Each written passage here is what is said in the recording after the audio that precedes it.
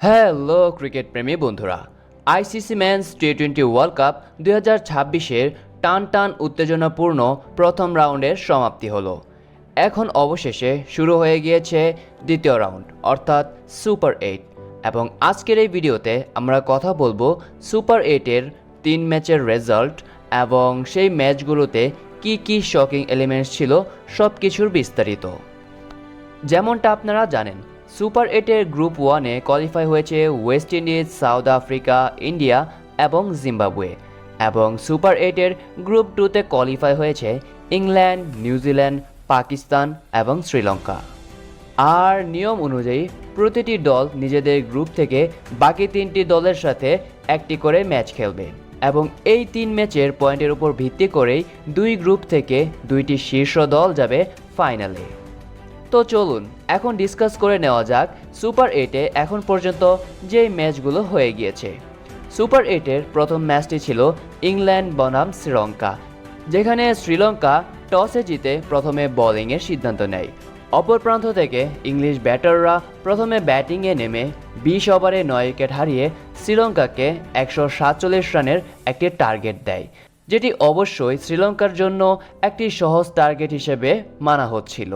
কিন্তু এখানেই আসে ম্যাচের আসল টুইস্ট। ইংলিশ ব্যাটাররা নিজেদের ব্যাটিংয়ের জাদু না দেখাতে পারলেও তাদের বোলাররা অবশ্যই সে কাজটি করেছে।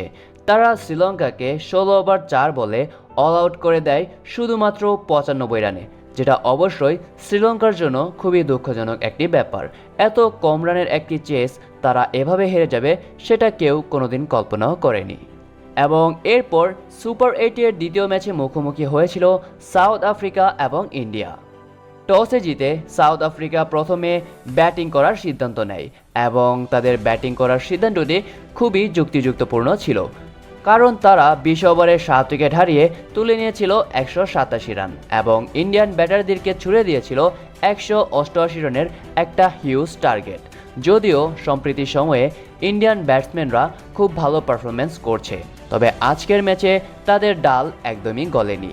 সাউথ আফ্রিকান বোলাররা একের পর এক ইন সুইং, আউট সুইং এবং ইয়র্কারের মাধ্যমে ইন্ডিয়ান ব্যাটসম্যানদের পরাস্ত করে এবং যার কারণে ইন্ডিয়ান ক্রিকেট টিম 18.5 ওভারে 111 রান করে অল আউট হয়ে যায়।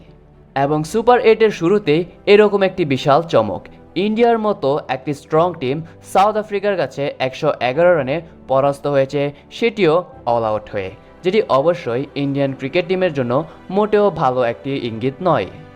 এরপর সুপার 8-এর তৃতীয় ম্যাচে মুখোমুখি হয়েছে ওয়েস্ট ইন্ডিজ এবং জিম্বাবুয়ে, যেখানে ওয়েস্ট ইন্ডিজ ব্যাটাররা নিজেদের আধিপত্য দেখিয়েছে।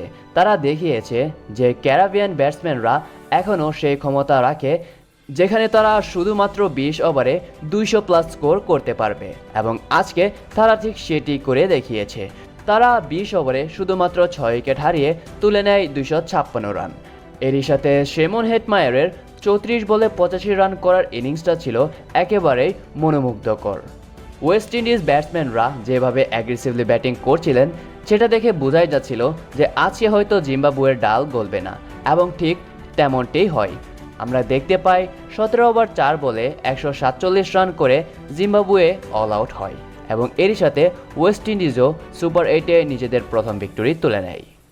তো বন্ধুরা, এই ছিল সুপার 8-এর সর্বশেষ খবর। আশা করছি আজকের এই ভিডিওটি আপনাদের কাছে ভালো লেগেছে। ভিডিওটি ভালো লেগে থাকলে লাইক, কমেন্ট এবং শেয়ার করতে ভুলবেন না। আর হ্যাঁ, ওয়ার্ল্ড কাপ রিলেটেড সকল ধরনের ভিডিও এবং আপডেট পেতে অবশ্যই চ্যানেলটিকে সাবস্ক্রাইব করে পাশে থাকা বেল বাটনটি প্রেস করে দিবেন। দেখা হচ্ছে এর পরের ভিডিওতে। Until then, take care, bye by.